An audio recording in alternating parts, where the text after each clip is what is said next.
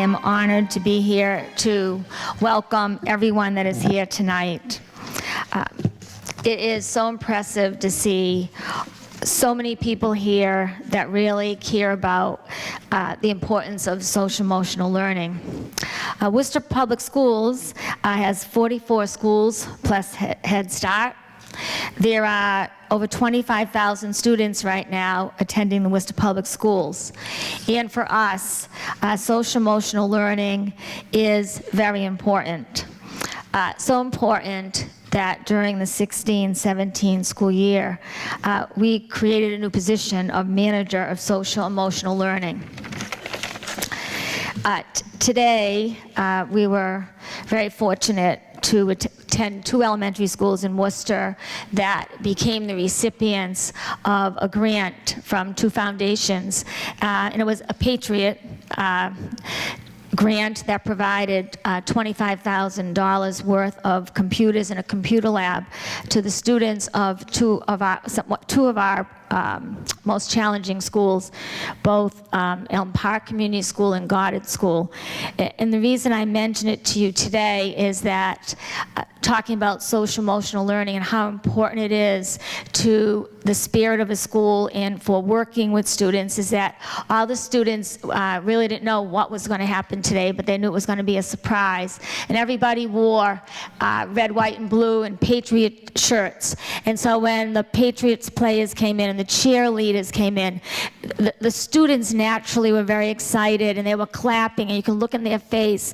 And what was the result of that today was, one, those students will forever remember that this day happened, and it will unite those students and the staff of that school because socially and emotionally they shared an event that will be very important to bringing that school together in their culture. So I mentioned that today because for me it was a very great emotional day to be able to look on the face of children and to see that they felt happy no matter what the circumstances were, what happened when they first woke up in the morning and what happened last night in their home. Today in their school they had a very positive event that bridged those students to that faculty, and the message was given: come to school every day, work hard, treat each other the right way. And that's the message that we think about as educators, as every single day we try to make every kid successful. So I'm honored that I'm here today to be able to listen to the message that is going to be provided today. I'm also honored that you're here at Worcester Tech. Worcester Tech, as you know, is one of our blue ribbon schools. It was recognized for excellence by President Obama. Worcester Tech always steps up and helps in many ways for many different events that we have in the community. Today I wanted you to know that the students assisted with printing the program and catering the reception, and I'm delighted to welcome you here today. So I would like to invite Jan Yost now to the podium.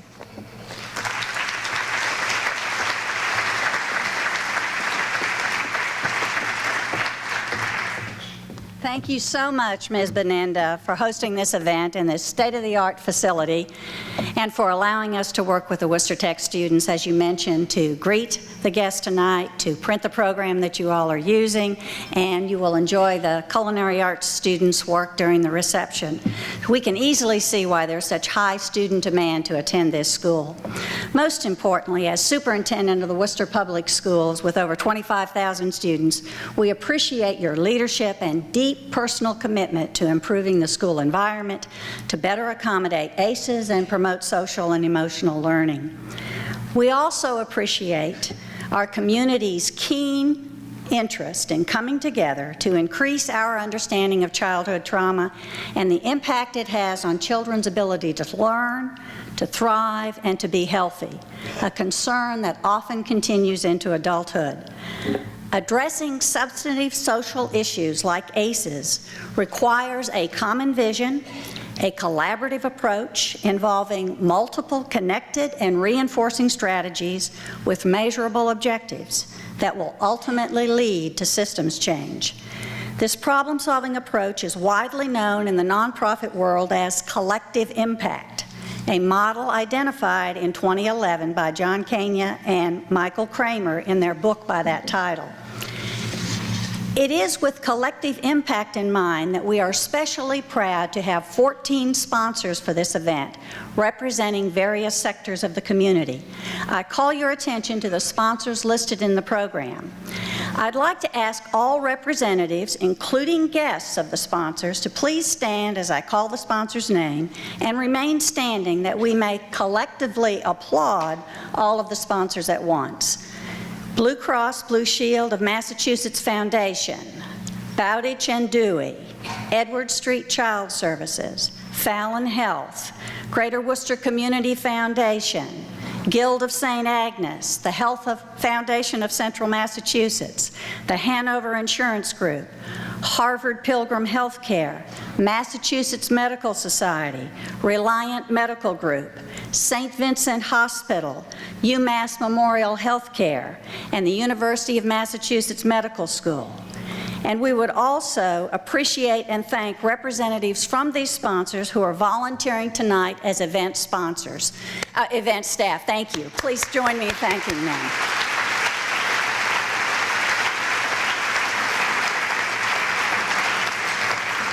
It is because of these sponsors' invitations that we have folks here tonight that are active in child care and early education, K through 12, youth violence prevention, higher education, health care, including physical and behavioral health, employers, and parents. Also highlighted in the program are 3 projects that are funded by some of our sponsors. There are many other efforts underway in our community, and we encourage those interested in connecting to these 3 projects to please reach out to the contact person. We are also pleased to have a number of public officials with us tonight. Public policy is a powerful tool in the toolkit of change strategies to address ACEs. I would like to ask those public officials in attendance to please stand when I call your name and remain standing so that we can collectively thank you for your service.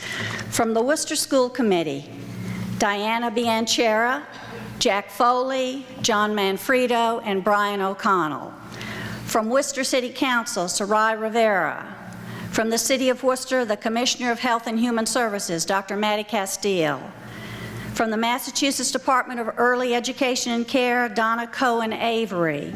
State Representative Dan Donahue, Carolyn Dykma, Mary Keefe, Hal Naughton, and Jim O'Day, and Senator Harriet Chandler. If I missed anyone, please stand and let us thank you for your service.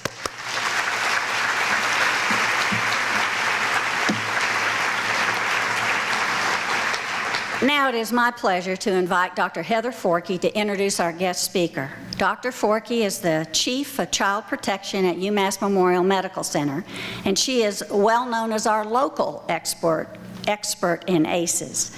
But as almost everyone does, we tend to look for expert guest speakers from afar. And in tonight's case, we went all the way to California. A colleague of our guest speaker, we are most grateful to Dr. Fourkey for extending our invitation to her. A word about logistics. Immediately following Dr. Burke Harris's formal presentation, she will take questions from the audience, and there are mics down at the bottom of these 2 front aisles. We would ask you to please line up, and we will take questions for her, rotating from one mic to the other. Thank you. Dr. Fourkey.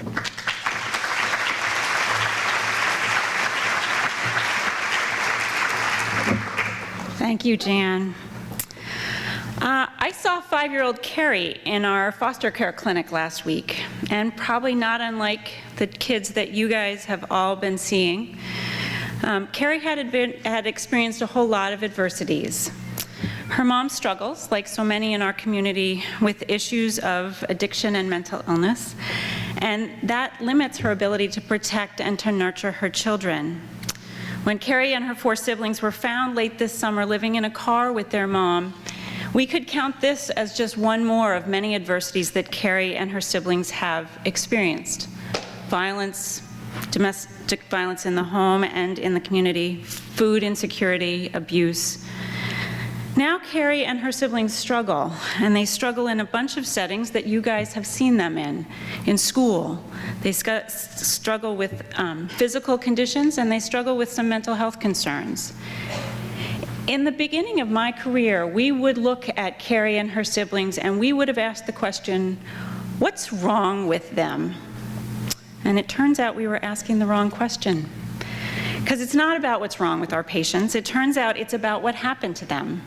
And as we've begun to recognize and respond to the science of trauma and ask and address what happened, a revolution in healthcare and childcare and education and child welfare has begun.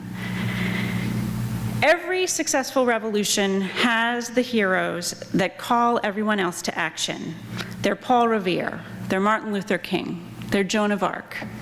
The courageous and insightful and dedicated person who understands first the critical constellation of events, challenges the others of us with their words, their clarity of purpose, and their articulate message, so that we cannot no longer ignore that truth. They ride ahead of the others, they carry the light, and they make it clear that we all have to take up the fight. For the revolution in how we address child trauma, Nadine Burke Harris is that person. When I first met Nadine back in 2011, she was out presenting at the Mass Children's Alliance. And it was actually on the eve of your wedding. And she had no business actually being on the East Coast. I think her fiance was probably a little frustrated with her. But she said to me with a passion that has always defined her, I think, and certainly has as long as I have been able to work with her. She said, you know what? I can't not talk about it. Being from Long Island, I would have said, I can't not talk about it. But she said it far more eloquently, and she has continued to do so.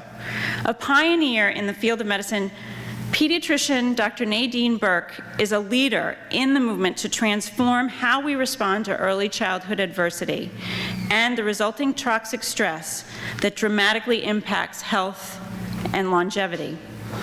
Dr. Burke Harris received her medical degree from the University of California at Davis. Following her master's degree in public health from Harvard, she went to serve a residency at Stanford in pediatrics. Not long into her career as a pediatrician, Nadine became the founder and CEO of the Center for Youth Wellness. Dr. Burke Harris has brought these scientific discoveries and her new approach to audiences all over the country: Mayo Clinic, the American Academy of Pediatrics, Google Zeitgeist. Her TED Talk, I Was Thinking Too Small, has been viewed by more than 2.5 million people, and I think a lot of you sitting in the audience. She's been profiled in The New Yorker, in Paul Tufts' best-selling book, How Children Succeed, Grit, Curiosity, and the Hidden Power of Character, and in Jamie Redford's feature film, Resilience. Dr. Burke Harris serves as an expert advisor on the Too Small to Fail initiative championed by the Clinton Foundation in association with Next Generation to improve the lives of children ages birth to 5. And as it is my great pleasure to introduce Nadine to you, I actually also have the great pleasure of introducing you to Nadine. Nadine, the people sitting in these audiences, my colleagues, are some of the most dedicated, amazing professionals I have ever had the opportunity to work with. The sponsors of the event, as well as the people who are attending here, are thrilled that you are here because they do this work every day, and they have taken up your challenge in the schools, in child welfare, in early education, and whatever setting they find kids. I am impressed that even our organizations that fund programs, our businesses, and our business community has also come on board and made toxic stress and trauma a focus for our community. You are among friends, fans, and fanatics. Like you, they can't not talk about it. So everybody grab your coffee, let's talk about it.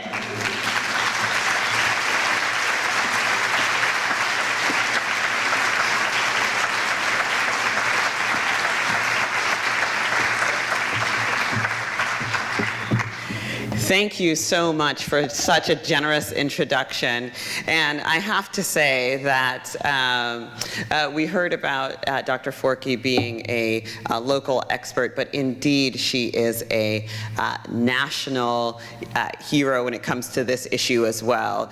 Her leadership with the American Academy of Pediatrics has been so powerful, and I'm so grateful, number one, for your leadership, and number two, for inviting me to be here. So thank you.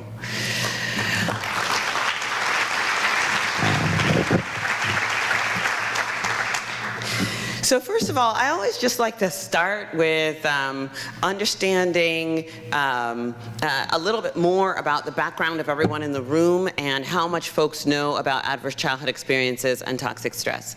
So how many folks would say that you're very familiar with the science of adverse childhood experiences and toxic stress?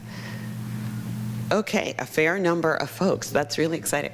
And I would say, how many folks in the room are in healthcare? Show of hands. And how many folks in the room are educators? And how many folks are, we got a chance to see the grant makers and the funders. How about folks who are, when I say healthcare, I always think of mental health, but sometimes we got to call out mental health as well, folks. And social services or child welfare. So this is fantastic. Anybody who I missed? Any? Parents. Parents. Oh my goodness. Yes. And anyone else? I know there are some students and some young folks in the room. I always like to start by understanding how we're all coming to this, and it's really exciting to me to be talking to this audience in particular, because this is exactly the combination of folks that we're going to need to be able to really solve this problem. And I was chatting with a reporter before this talk, and he opened with a question, and he said, you seem really optimistic about this. And I am incredibly optimistic. I feel like I have one of the best jobs in the world, and the reason I feel so optimistic is because of everything that's happening in places like here in Worcester or all over the country. I have the benefit of being able to see what's happening all over the country and to see that this is something that we are really transforming.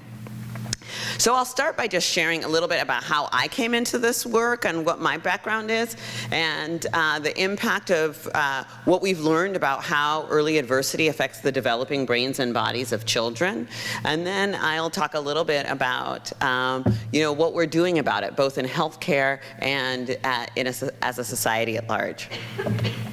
So when I finished my residency at Stanford in 2005, when I finished my pediatrics residency, I opened a clinic in a low-income neighborhood of San Francisco called Bayview Hunters Point.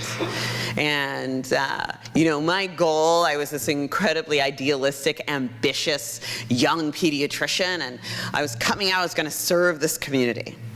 And I had previously done my master's in public health, so I thought I maybe had some tools. I thought I knew what I was doing in terms of improving the health of the young people in this community.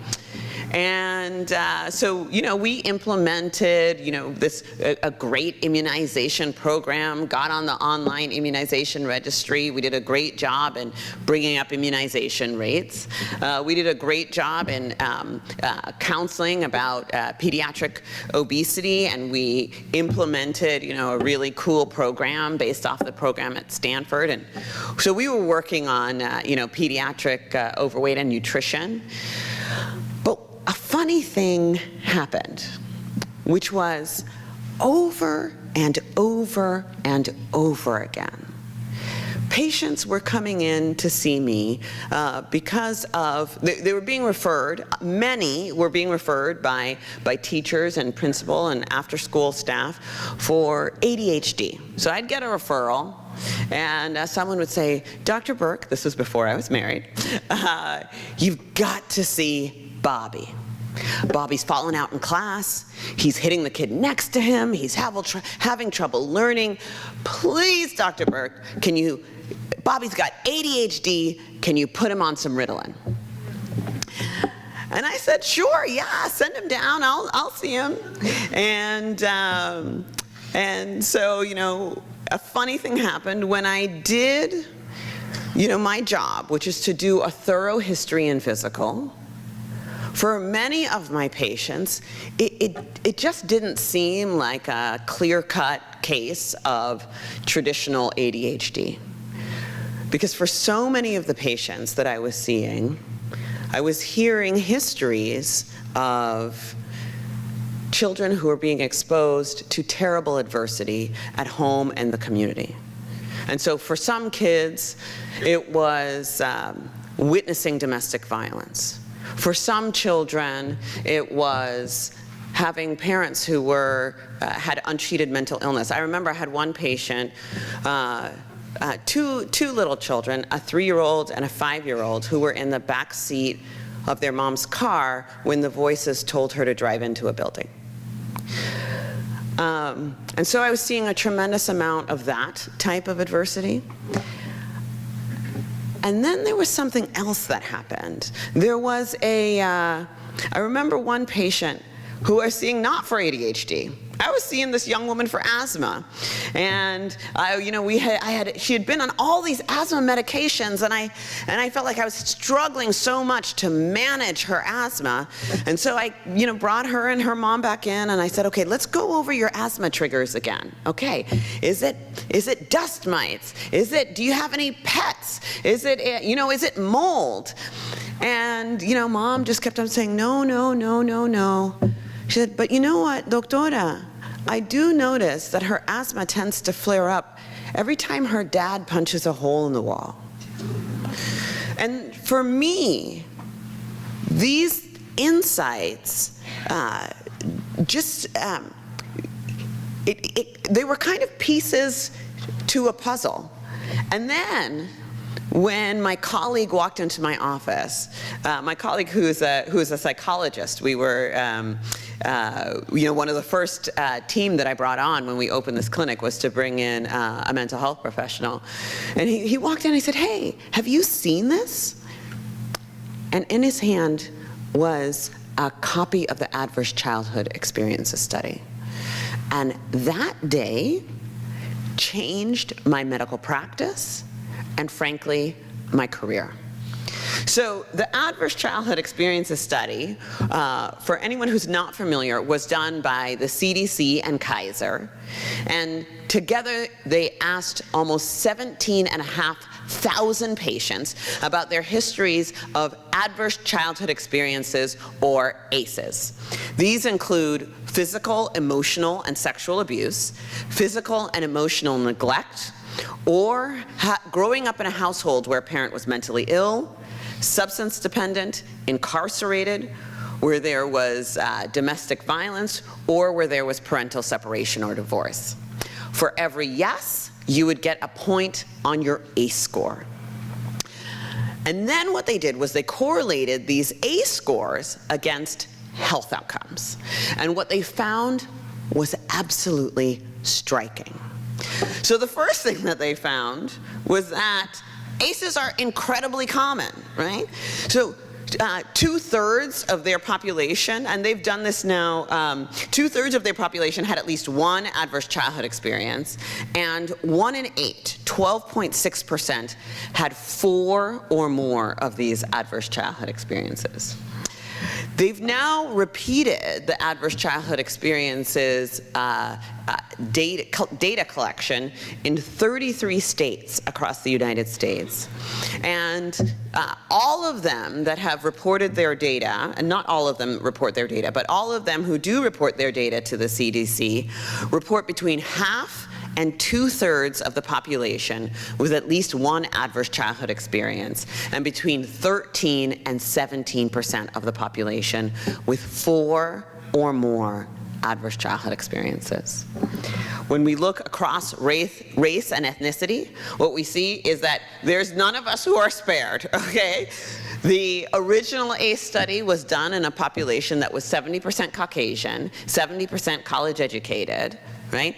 But even in California, when we look across Caucasians, African Americans, Hispanics and Latinos, Asian Pacific Islanders, all groups we see significant prevalence of adverse childhood experiences. Similarly, ACEs happen in all income groups. So one of the things that we see is that there's no income group that is spared. And even among high income versus low income folks, we see a significant prevalence of adverse childhood experiences. So in this particular study, what they found was that of those in the high income group, right, 13.2% had 4 or more ACEs. But of those in the low income group, 27.6%, more than a quarter, had 4 or more adverse childhood experiences.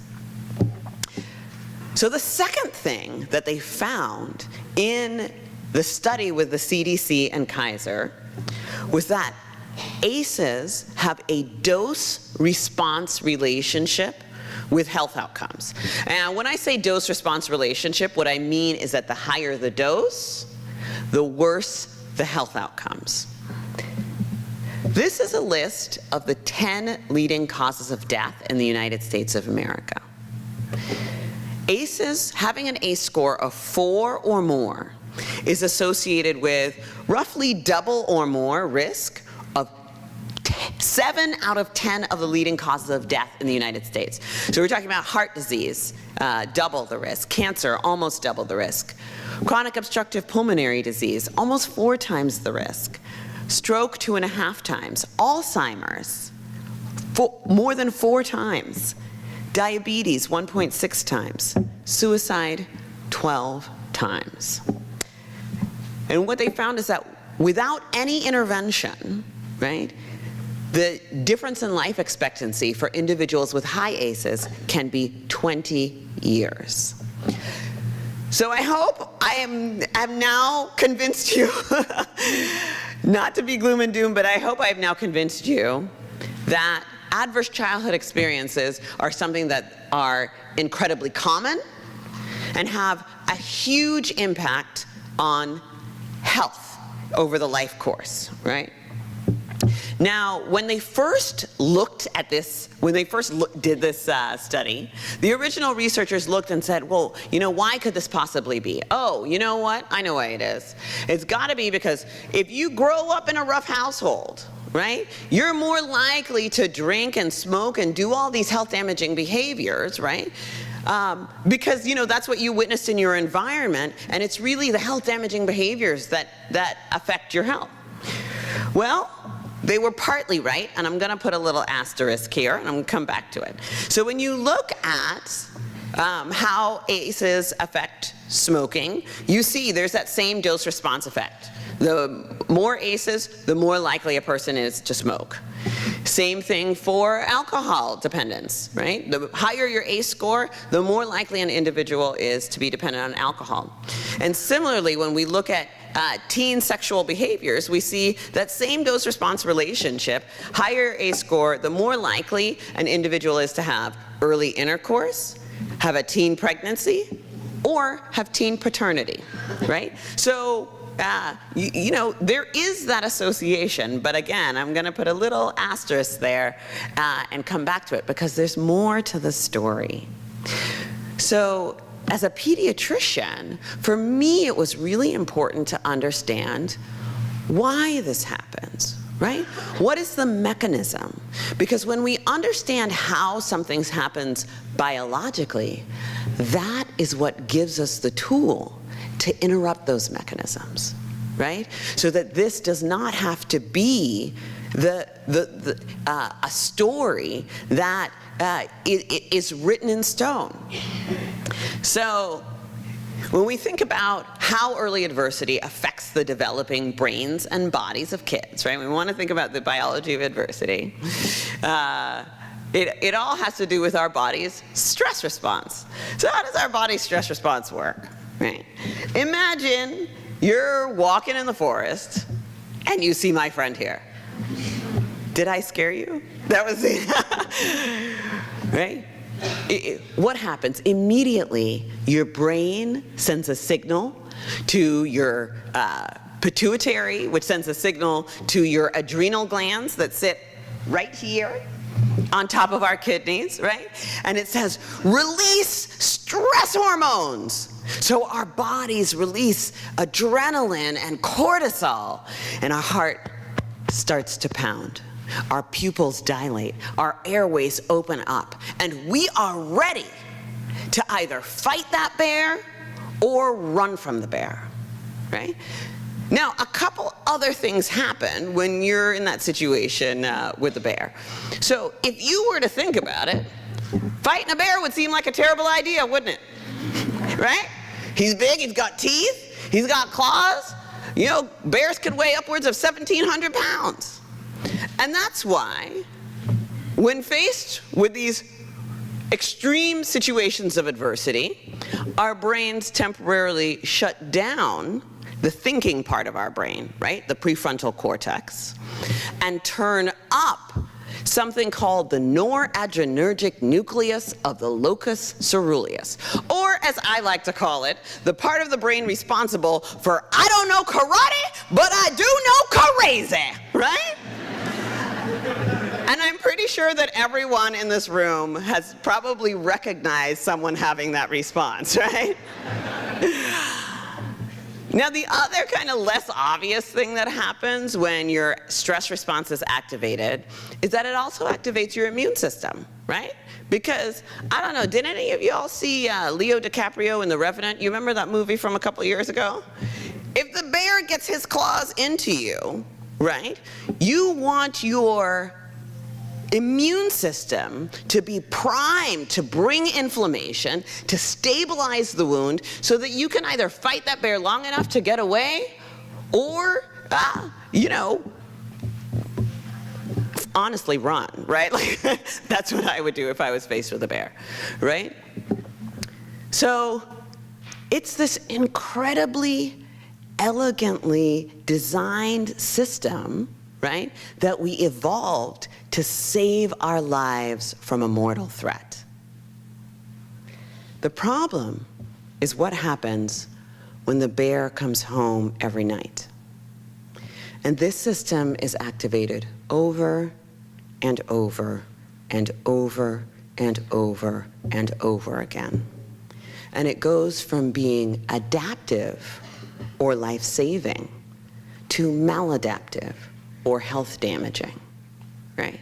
So now, I'm a total science nerd, and so I see the world in sciencey ways. So when we look at how early adversity affects the developing brains and bodies of kids, it affects just about every system in a child's developing body.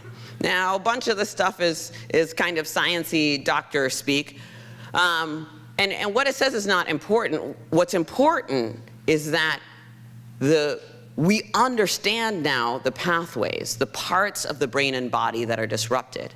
So it disrupts that stress response. It's supposed to kick on and then go to a certain level and then turn itself off.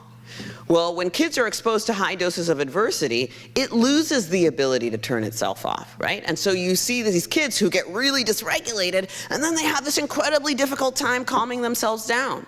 We see overactivity of the amygdala, which is the brain's fear center, right? So you have a couple of different things that happens. Number one, they feel more fearful around certain responses. And number two, sometimes the amygdala misreads a circumstance, right? And thinks that it is scary when it really shouldn't be. Maybe it's just a teacher coming to put a shoulder on you to tell you, hey, let's calm our bodies down in this classroom. But you're thinking about the hands that were laid on you last night, and it's not just you're thinking about it, it's your amygdala just sent this huge signal, right? That is now decreasing the activity of your prefrontal cortex that's supposed to be doing all the thinking while you're trying to sit in class, right?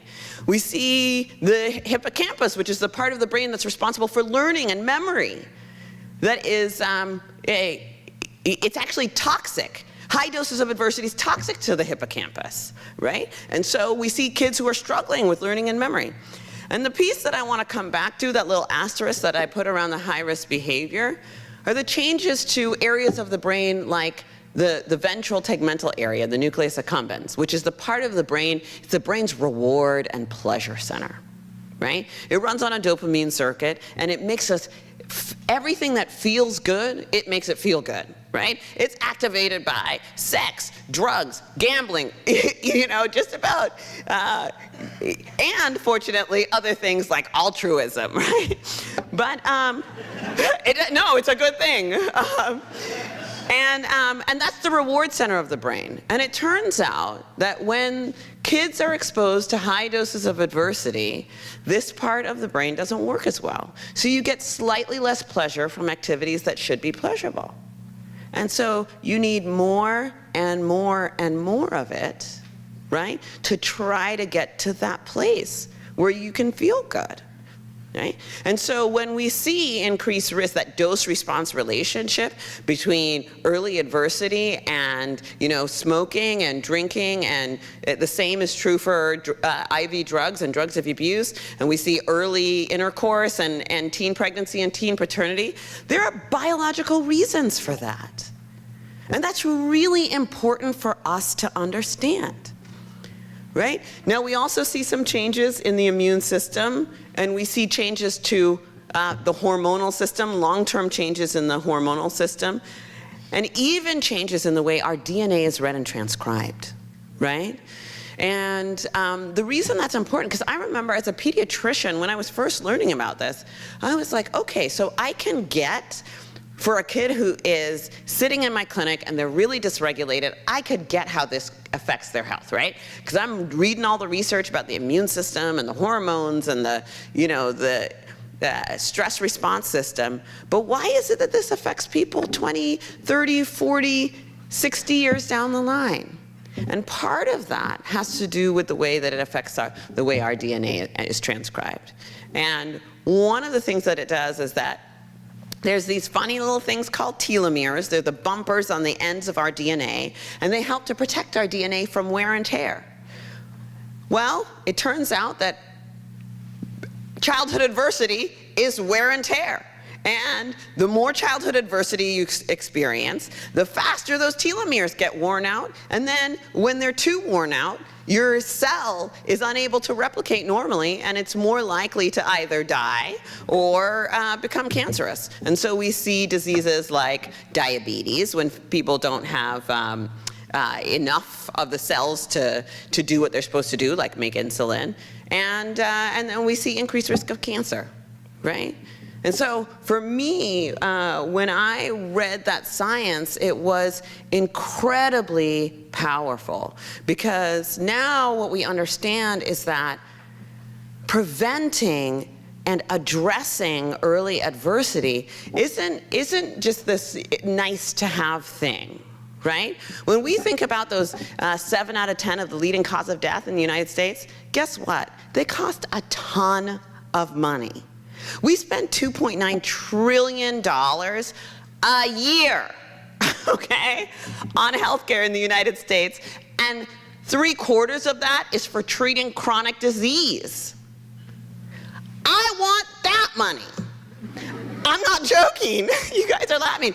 I want that money to be going into the prevention, early detection, and treatment of adverse childhood experiences and toxic stress. I'm going to skip forward. So the question is, now that we know all of this science, what can we do about it, right? Well, the first thing that I did in my clinic, one of the most important things we can do, you guys, data. We need data. Right? It's really important for us to have anecdotal stories and be the voices for the students and the patients that we care for, but we absolutely, absolutely need data. And the reason that we need data is because, again, going back to that $2.9 trillion, right? if we are going to be able to say, listen, this is how many of our kids are experiencing ACEs, right? And if it's half of our kids, right, then that means that when we actually do this prevention and treatment, we need to be able to quantify the benefit that we're providing. So the first thing that we did was looked at the data. And we went and looked at how many of our patients in our clinic had experienced ACEs. And what we found was data very, very similar to the original ACE study, which was 2/3 of our patients had experienced at least one, and 1 in 8 of our patients had experienced 4 or more. And for our kids who had experienced 4 or more, they were 32 times as likely to have learning and behavior problems in school, right? That's nuts. For our kids who had 0 ACEs, only 3% of them had learning and behavior problems. And for our kids who had 4 or more ACEs, more than half of them, 51.2%, had learning and behavior issues in school. Now, when we first did this study and we first, got this data, I almost missed the good news, right? Which is that for our kids with 0 ACEs, right? And I work in the inner city, right? We're talking about the lowest income neighborhood in San Francisco, and these were predominantly black and brown kids. But if they had no ACEs, 97% of them did not have learning and behavior problems, right? And that is the good news, which is that for me, that set prevention of adverse childhood experiences and toxic stress as #1 in our sights, because we know that when kids are not exposed to ACEs, that they just do better. They learn better, they have better health, they function better, all of the above. And we're learning more now about how early adversity affects kids over the life course. I'm just looking at the time, I'm gonna move forward. But we're able to understand as early as infancy, we're able to see some of the impacts in terms of sleep disruption, difficulties with growth, cognitive delay and developmental issues, et cetera, all the way through adolescence. So the focus is, what do we do about it? And I'm gonna move forward past this slide looking at, listen, it's every state in the union. I already talked about that. And one of the most important things that we can do is raise awareness. So one of the big challenges that we're facing is that ACEs continue to be viewed through a narrow lens, right? First of all, the evidence of the widespread nature of ACEs is oftentimes being ignored, right? Particularly in the media. It's being framed oftentimes as a poverty or socioeconomic issue. I can't tell you the number of times I get my Google alert for the toxic stress of poverty. And we know that low-income communities do face higher adversity, and they also have fewer resources to deal with it, but we also know it happens in all populations. And so we all have a role to play in addressing this issue. And so it's really important for us to get the word out that it's not just in certain communities, that the link is also to health and not only behavioral symptoms. I think one of the biggest challenges that I experience is that if a child has behavioral problems, they're much more likely to be identified than the kid who's experiencing, hell at home and doesn't have any behavioral symptoms, right?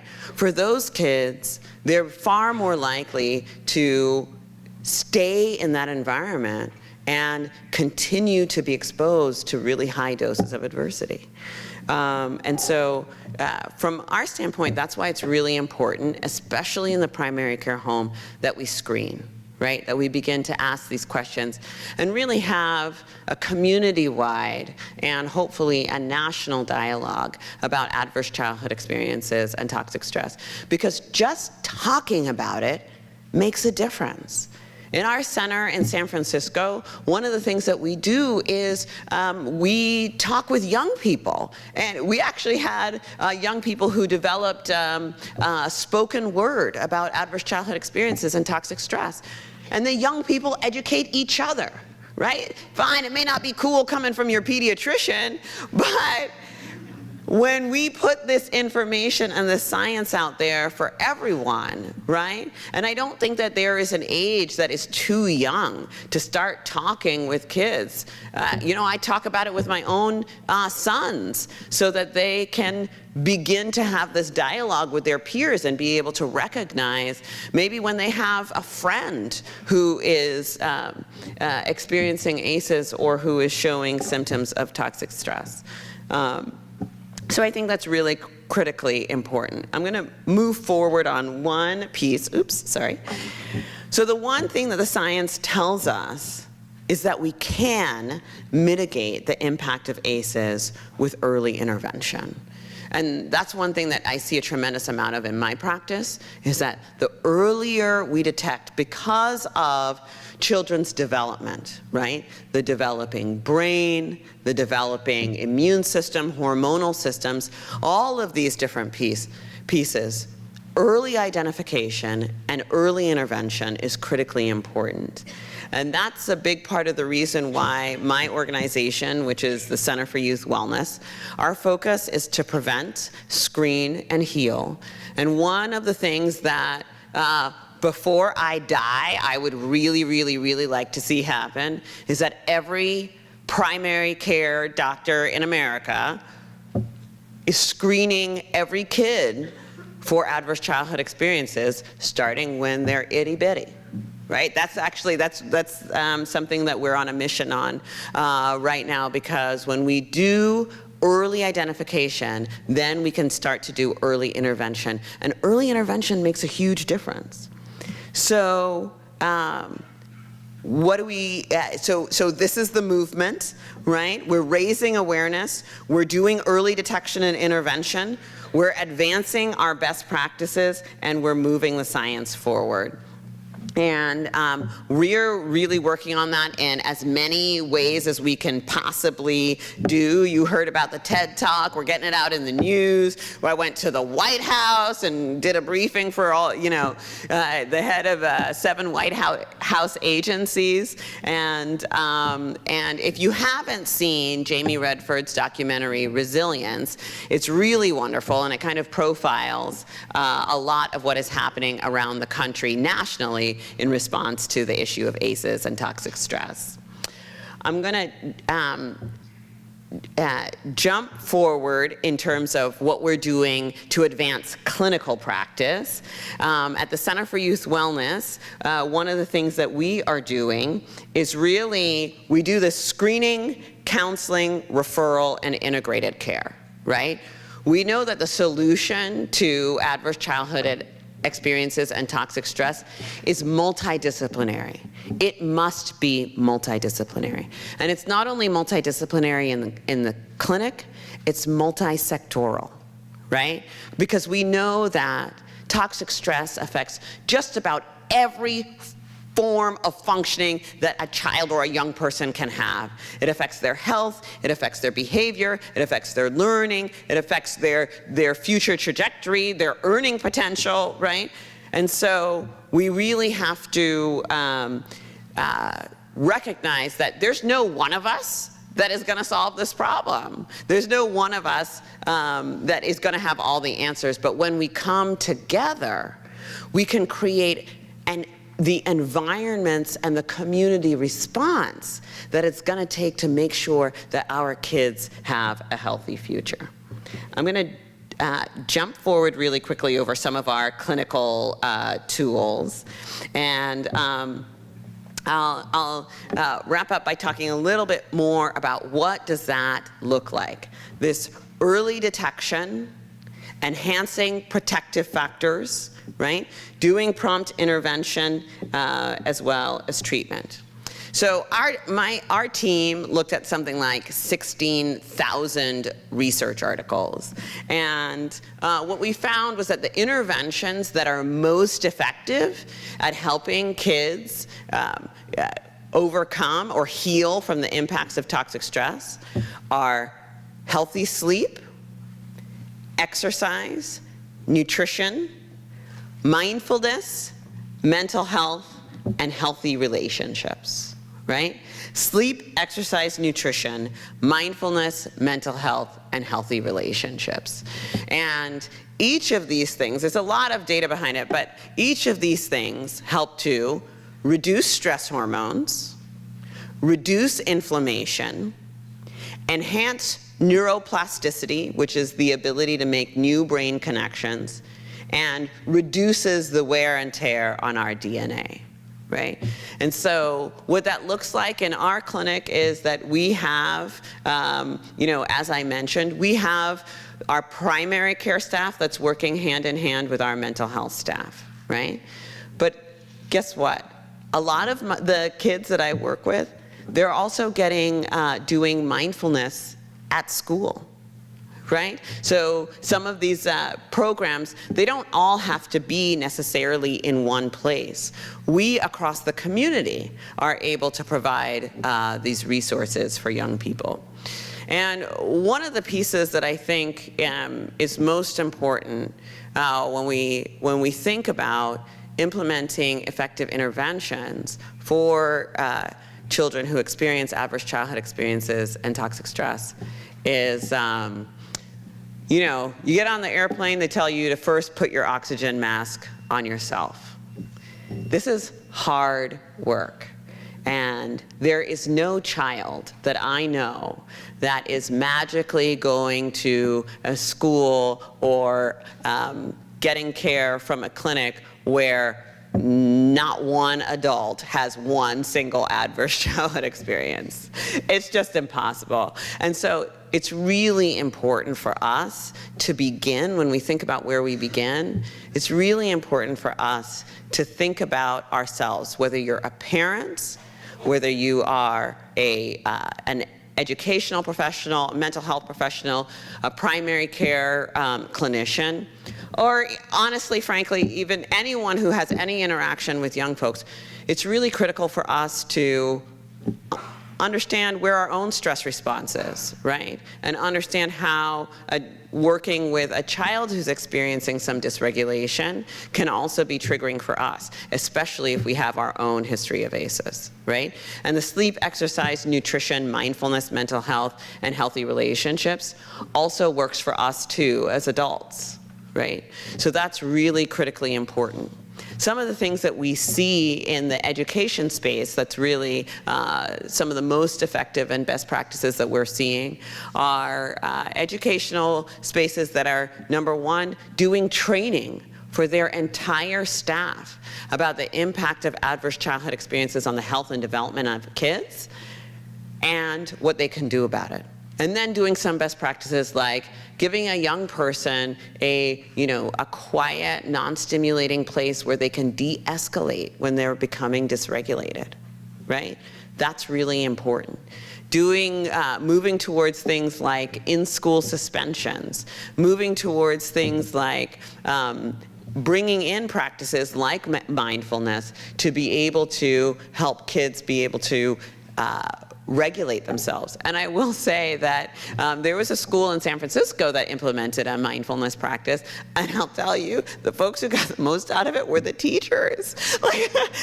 No, they did. They had like the highest rating of who loved it the most. And what they saw was not only did they see, dramatically decreased fighting and severe incidents and incidents of violence, decreased suspensions, and they actually eliminated expulsions.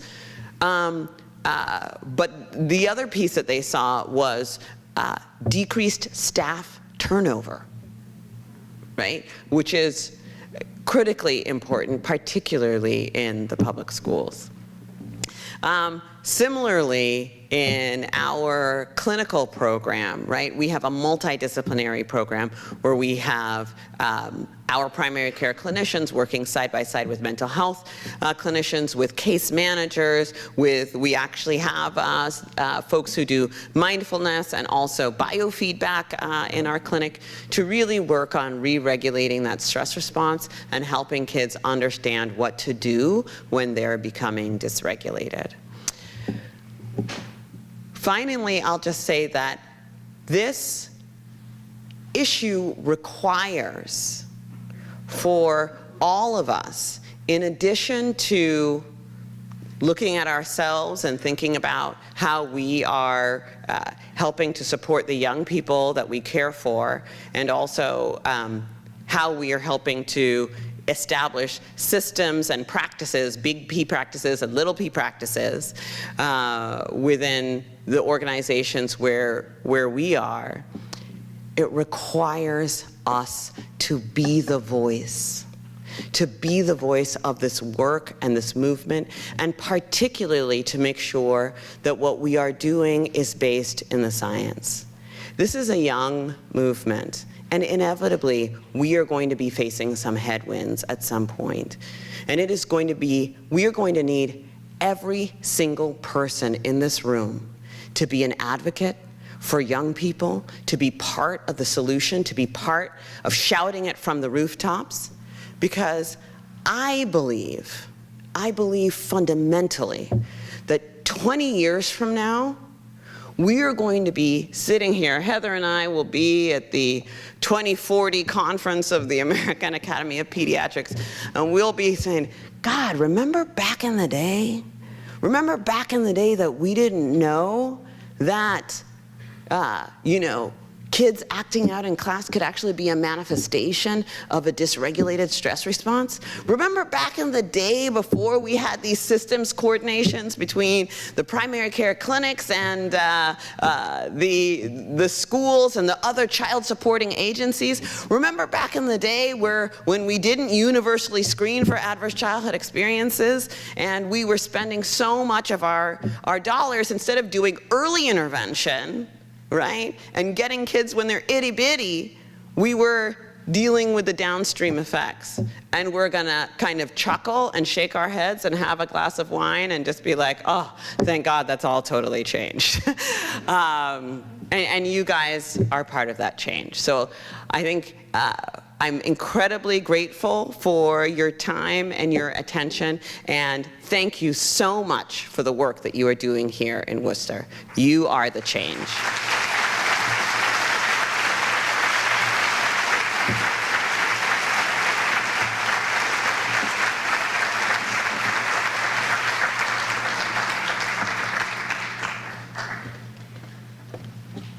Nadine, thank you so much. I think we have a few minutes for questions, so if you don't mind taking some. I'm happy to take some People questions. would come down to the microphones right here in the front. That would be great. Thank you for a wonderful talk.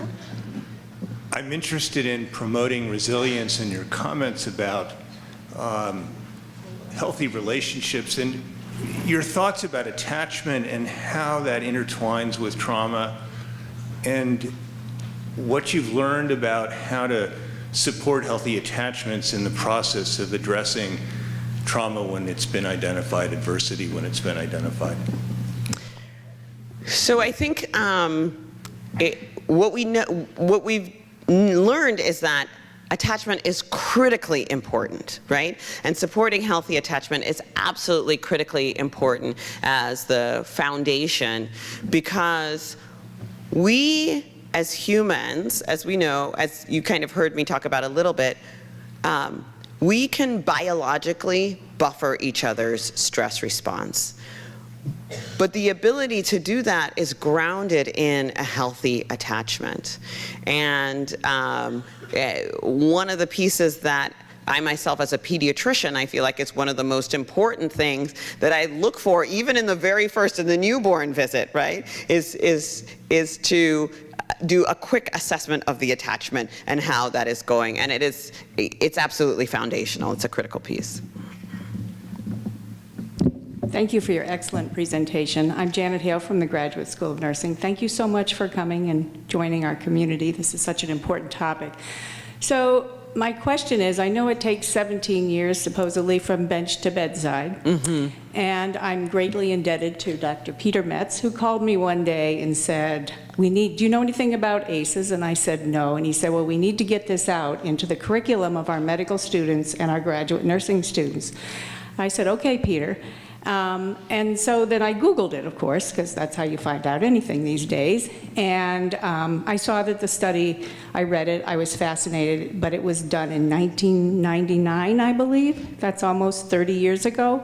So what a tragedy that so many years have gone by, and it's just now I feel that it's really sort of, getting out there. What was the delay? Do you have any idea? I do. I mean, I have my ideas about it. There's a lot of things, and folks often talk about the gap between when the study was published, it was in '98, actually, that it was published, and where we are now. And there are so many reasons. I will tell you, one of the reasons is because, so doctors have this funny thing that when we have the scientific discovery, and we're just like, oh my God, this is an amazing idea. I'm gonna publish in a peer-reviewed journal, right? And it's gonna take off like wildfire. And sometimes that's not enough, right? Sometimes we need advocacy. We need folks to shout it from the rooftops. And actually, when we look at the movements, right? When we look at the health conditions or the health issues that have really gotten a movement behind them, most often it has been because a passionate group of advocates have taken it up and wouldn't let it go, wouldn't put it down, and wouldn't let it die into the background. And so I think that piece is really, really critically important. But there's also some really important work that's happened. Like all that science-y stuff that I was talking about, a lot of that work happened in the intervening 20 years between the time the study was published and where we are today. And so, so we needed that. But there's enough science in all of the journals right now that if not another study happened, right, we should be able to do a heck of a lot more than we're doing right now. And so, so that is where we are. It's time for us to move from awareness to action, because when we know better, we do better. Thank you so much for your amazing work and for your presentation tonight. I'm a college English professor at a college here in Worcester. I'm actually here with some of my colleagues tonight. And I feel really lucky because I work with early childhood education majors and also with criminal justice majors. And with some of my colleagues, I've been able to bring these two groups together. We actually watched your YouTube video last year. We had conversations. And so I see these students as future educators, educational administrators, police officers, judges, and so forth. And thinking about what you were talking about, this problem needs to be addressed by people in various fields. What would your advice be to these future people in these fields about how to come together, how to work, across education and criminal justice to help this problem? Yeah, that's a great question.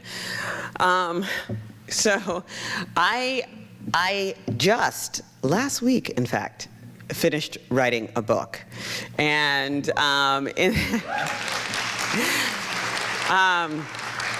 in this book, I squeezed just about every drop of juice out of my brain cells, like, into the book. Specifically targeted for a lay audience to be able to take all the science, everything I talked about here, and all the research, and put it, and hopefully for that reason, for that purpose, to be able to put it to use. I believe that when we understand what the actual problem is, right, that communities and groups of people, and often it's small groups of people, invent very wise ways to be able to respond.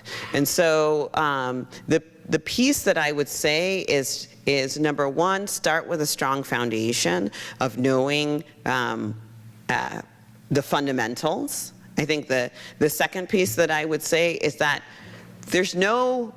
I feel like there's no wrong, well, that's not true. There are some wrong ways to try and solve this problem. but I think that,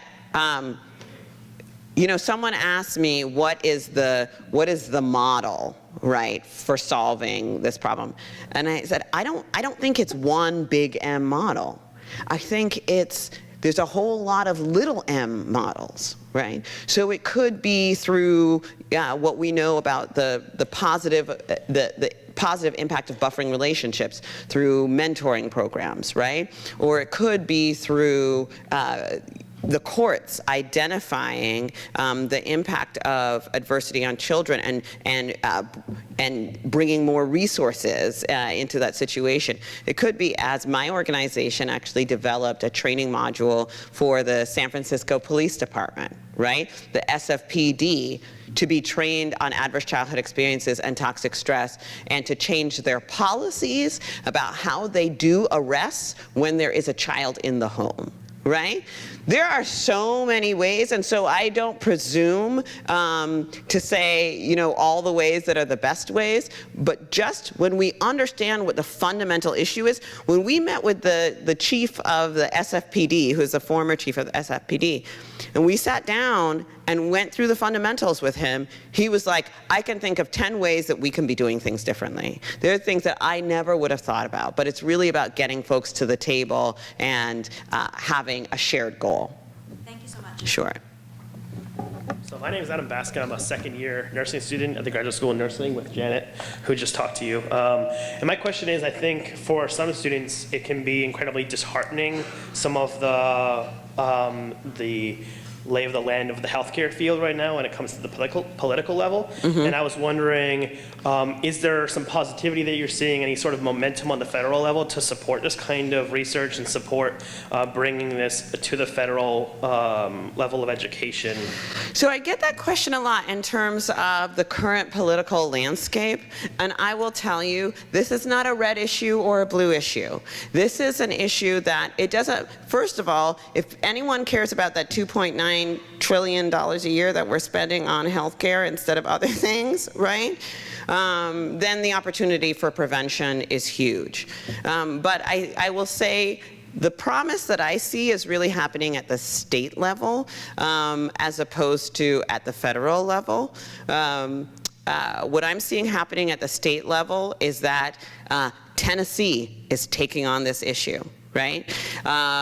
The governor of, I want to say, Wisconsin, is that right? I think, is taking on, I think it's Wisconsin, is taking on this issue. So we have, in fact, I was just last month at the National Conference of State Legislators.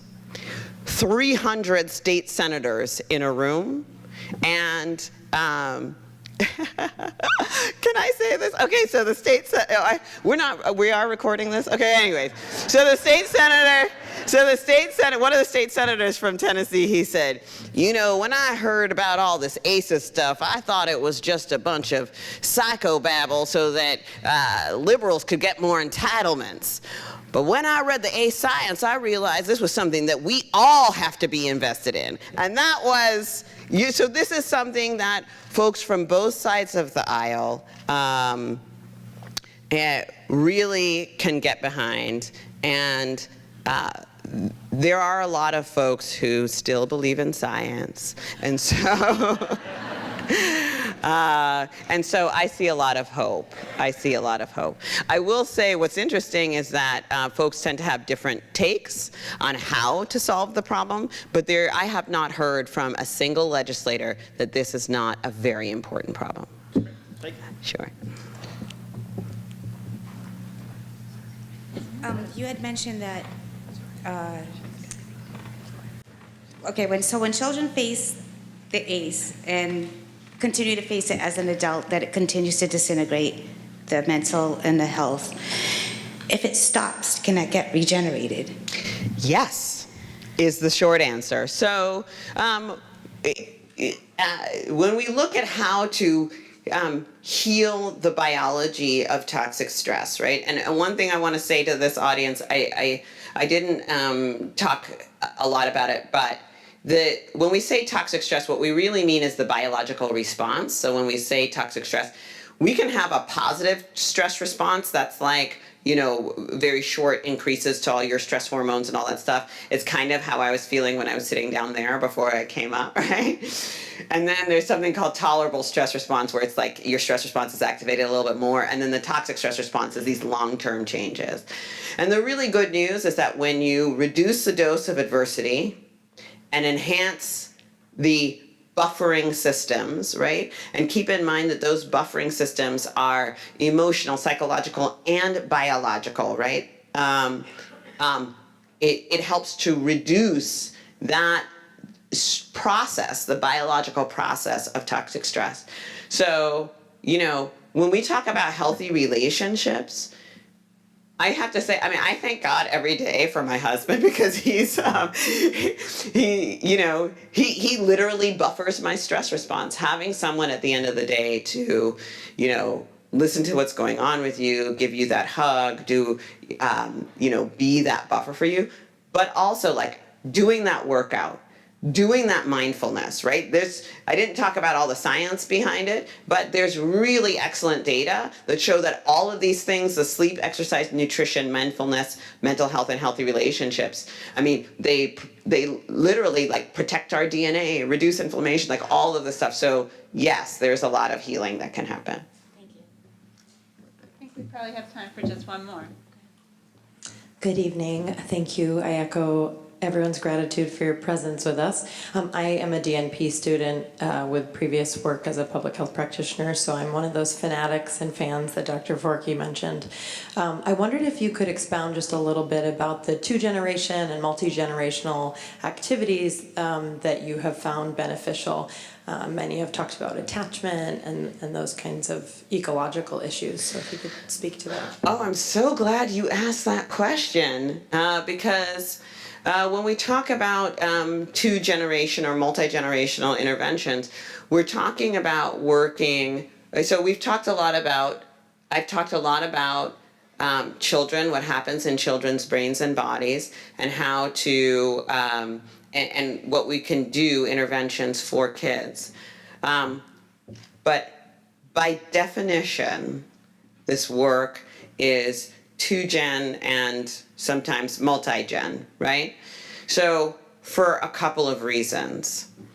For one reason is because I've almost never seen a child who had a really high ACE score who didn't also have a parent or caregiver also with a really high ACE score.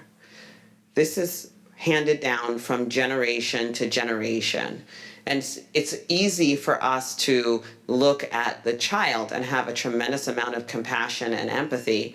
But when that child is, 20 or 30 years older, right, then we kind of harden a little bit. But what we're seeing are the multi-generational impacts. I have met parents who have done a lot of rotten things to their kids, but I haven't met almost any parents who didn't love their child. And oftentimes they're trying to cope with the stressors of whatever is going on in their lives. And oftentimes their child is a trigger to them in that process. And then that activates the dysregulated stress response in the parent or the caregiver. And so two-generation work is absolutely critical.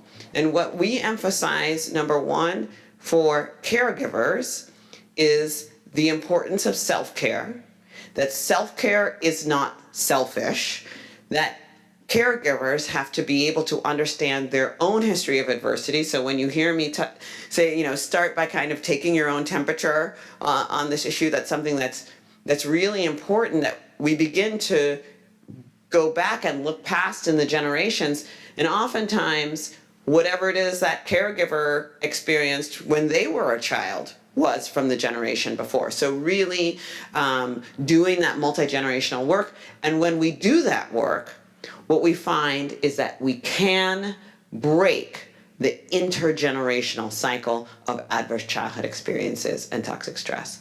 I see it every day in my clinic, and it is powerful. Thank you so much for your attention.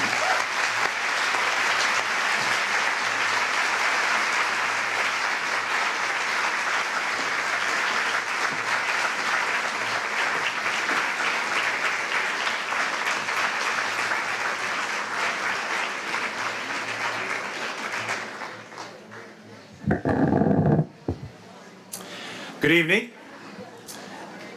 My name is Dr. Michael Muchler. I'm the chairman of the board of the Health Foundation, and I sincerely want to thank Dr. Burke Harris for coming here tonight and for deepening our awareness and understanding of adverse childhood experiences and energizing us to work together to prevent and alleviate the impact of ACEs. As a family physician who's been practicing in the Gardner area for 21 years, and for those of you that know that area certainly has challenges,